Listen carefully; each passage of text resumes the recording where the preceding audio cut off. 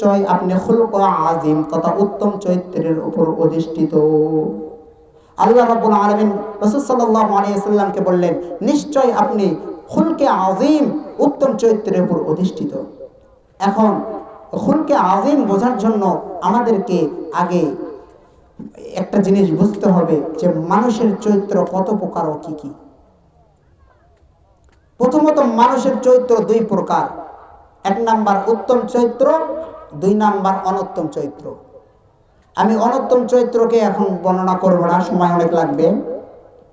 উত্তম চরিত্র, উত্তম চরিত্র এটা আবার তিন প্রকার। এক নাম্বার খুলকে হাসান। খুলকে হাসান কাকে বলে?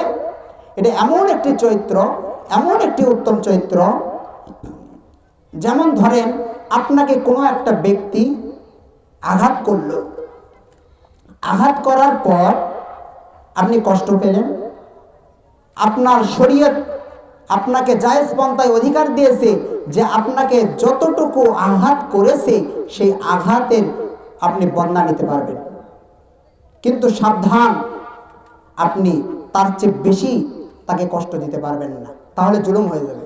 তাহলে খুলকে হাসান কাকে বলে? যে কোনো ব্যক্তি আমাকে কষ্ট দিল, তার বদলায় আমি তাকে ওই পরিমাণে কষ্ট দিব, এর বেশি না, এটাকে খুলকে হাসান বলে। দুই নাম্বার উত্তম চরিত্র হচ্ছে খুলকে কারিম। খুলকে কারিম কাকে বলে? অর্থাৎ কোনো ব্যক্তি আপনাকে কষ্ট দিল, আপনি সেই কষ্টকে ভ্রুক্ষেপ করলেন, কষ্টকে ভ্রুক্ষেপ না করে তাকে বললেন, ভাই আপনি মেরেছেন ঠিক আছে, আর এরকম করেন না, আপনাকে আমি মাফ করে দিলাম, এটাকে খুলকে কারিম বলে। আর তিন নাম্বার উত্তম চরিত্র হচ্ছে খুলকে আজিম। খুলকে আজিম কাকে বলা হয়?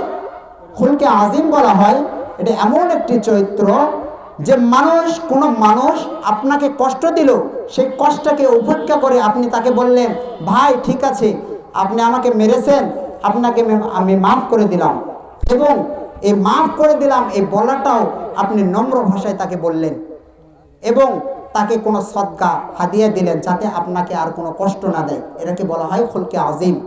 অর্থাৎ এরা হচ্ছে সবচাইতে বেশি উত্তম চরিত্রের আলা তবকা। এই খুলকে আজিমটাই আমার রাসূল সাল্লাল্লাহু আলাইহি ওয়াসাল্লামের মধ্যে ছিল। বলেন সুবহানাল্লাহি ওয়া বিহামদিহি। যে তাহলে বুঝেন যে মানুষের মধ্যে সবচাইতে বেশি আলা তবকার উত্তম চরিত্রটা ছিল, খুলকে আজিম ছিল, সেই মানুষটাই তো আমাদের জন্য শিক্ষক হওয়ার উপযুক্ত, তাই না? আমি আগেই বলেছি, আমি আপনাদের সামনে কি নিয়ে আলোচনা করতেছি? আল্লাহ রাব্বুল আলামিনের একটা ইবাদত খুলকে হুসনে খুলক, অর্থাৎ উত্তম চরিত্র নিয়ে। এখন এই উত্তম চরিত্রটা আমরা কোথায় পাবো, এর শিক্ষক কোথায় পাবো? এটা আল্লাহ রাব্বুল আলামিন কোরআনে পাকের মধ্যে বলেছেন, ওয়া ইন্নাকা লাআলা খুলুকিন আযীম। এ রাসূল, আপনি নিশ্চয়ই আপনি খুলকে আযীমের উপর অধিষ্ঠিত।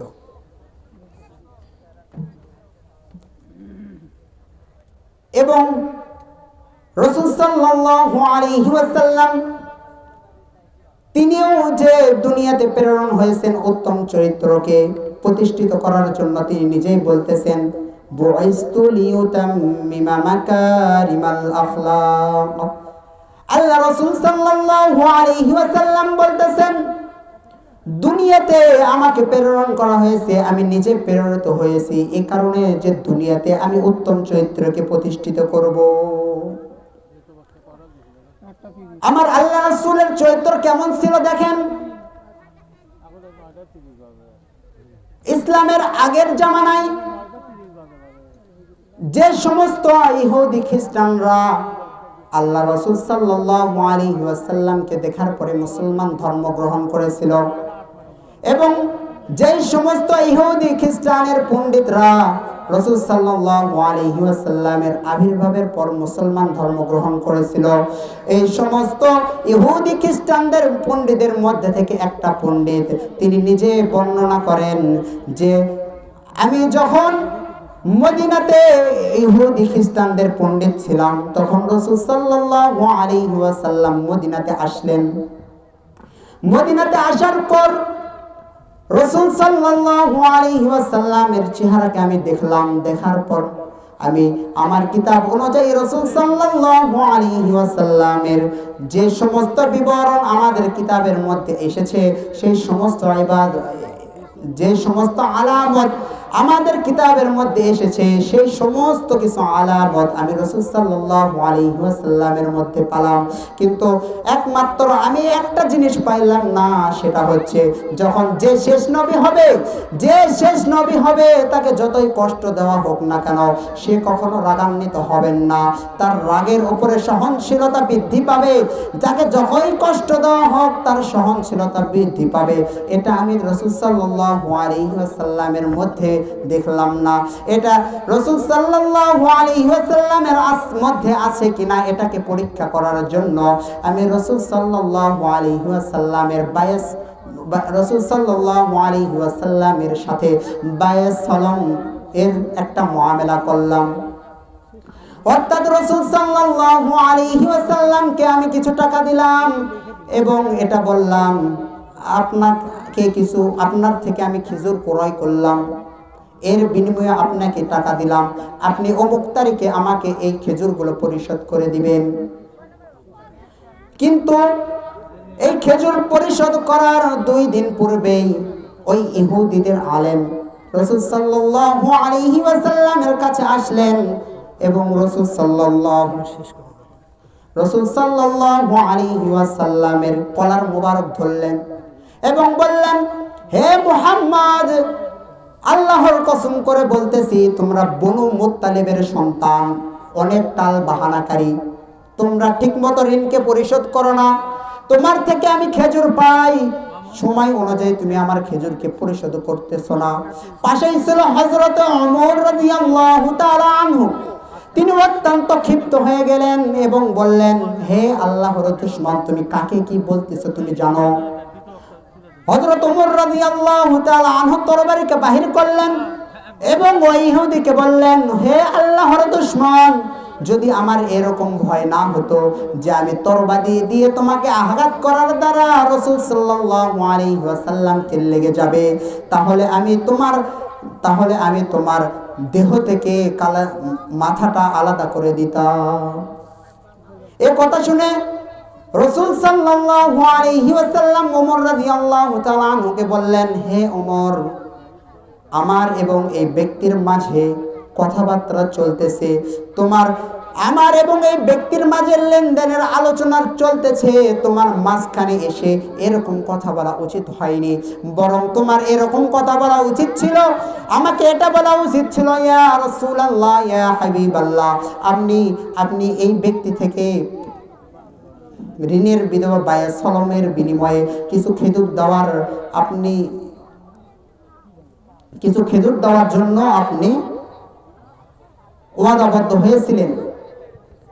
আপনি এই ইহুদির সাথে কিছু খেজুর দেওয়ার জন্য ওয়াদাবদ্ধ হয়েছিলেন, কিন্তু আপনি কেন দেননি? এবং এই ইহুদিকে এটা বলা উচিত ছিল, হে ভাই, ঠিক আছে, তুমি পাওনাদার, ঠিক আছে, কিন্তু তোমার পাওনাটা এভাবে চাওয়া উচিত হয়নি, বরং নিম্নভাবে নম্রতার সাথে চাওয়া উচিত ছিল।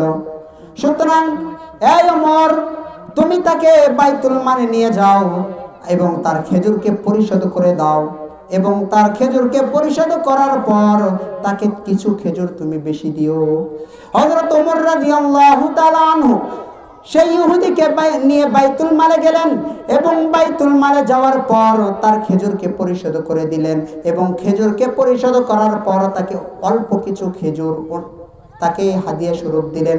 তখন এই ইহুদি বলল, আয় ওমর, আমি যতটুকু খেজুর পাবো ঠিক আছে, অতটুকু খেজুর আমি পেয়েছি, এটা বেশি কেন দিচ্ছ? তখন ওমর রাদিয়াল্লাহু তাআলা আনহু বললেন, রাসূল সাল্লাল্লাহু আলাইহি ওয়াসাল্লাম আপনাকে দিতে বলেছে। তখন ইহুদি বলল, কেন দিতে বলেছে? তখন ওমর রাদিয়াল্লাহু তাআলা আনহু বললেন, ওই যে আমি আপনার সাথে খারাপ আচরণ করেছি, এটার বদৌলতে রাসূল সাল্লাল্লাহু আলাইহি ওয়াসাল্লাম আপনার কাছ থেকে আমাকে মাফ চেতে বলেছেন এবং আপনাকে কিছু খেজুর বেশি দিতে বলেছে।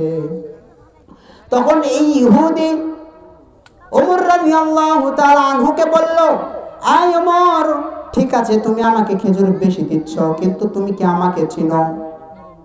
তখন ওমর রাদিয়াল্লাহু তাআলা আনহু বললেন, হ্যাঁ, তোমাকে তো আমি চিনি, তুমি তো ইহুদিদের পণ্ডিত যায়েদ ইবনে সানা।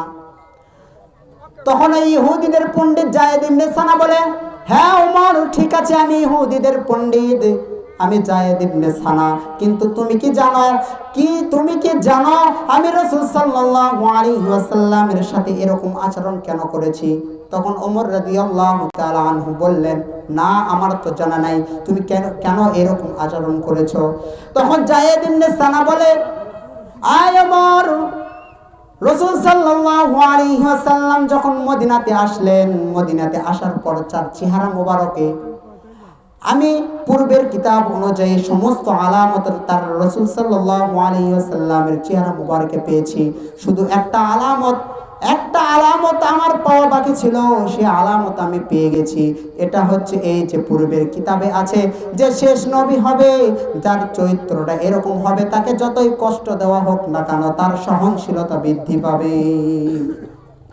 আয় ওমর,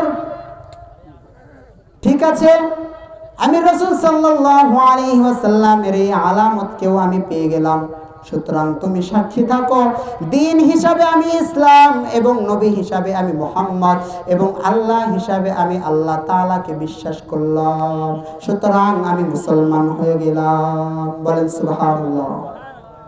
আমার রাসূল সাল্লাল্লাহু আলাইহি ওয়াসাল্লামের চরিত্র এরকম ছিল। সুতরাং সম্মানিত মুসল্লিবৃন্দ, একটা জিনিস শুনে রাখেন, এখন বর্তমান জামানায় যেরকম সংস্কারের একটা জোয়ার বইতেছে, এই সংস্কার যদি আমরা করতে চাই তাহলে সর্বপ্রথম আমাদের দেশকে নয়, আমাদের নিজেকে সংস্কার করতে হবে। আমরা যদি আমাদের নিজেদের জীবনকে কোরআন এবং হাদিসের আলোকে গড়ে তুলতে পারি তাহলে বুঝে নেবেন, তাহলে আমাদের দেশকেও কোরআন এবং হাদিসের আলোকে আমরা গড়তে পারবো। সুতরাং শেষ চাওয়া আপনাদের কাছে আমার এটাই যে আমরা আল্লাহ রাব্বুল আলামিনের চাওয়া যে আল্লাহ রাব্বুল আলামিন আমাদেরকে পৃথিবীতে তার প্রতিনিধি হিসেবে পাঠালেন এবং ইবাদত বন্দিগি করার জন্য পাঠালেন, এবং এই ইবাদত বন্দিগি করার জন্য তার গাইডলাইন হিসাবে কোরআনকে তিনি নাজিল করলেন। আমরা যেন আমাদের জীবনকে এই কোরআন অনুযায়ী আমল করতে পারি এবং কোরআনকে বাস্তবায়নের লক্ষ্যে আমরা আমাদের জীবনকে যেন জীবনের শেষ মুহূর্ত পর্যন্ত এগিয়ে নিয়ে যেতে পারি। সবাই বলি আল্লাহুম্মা আমিন।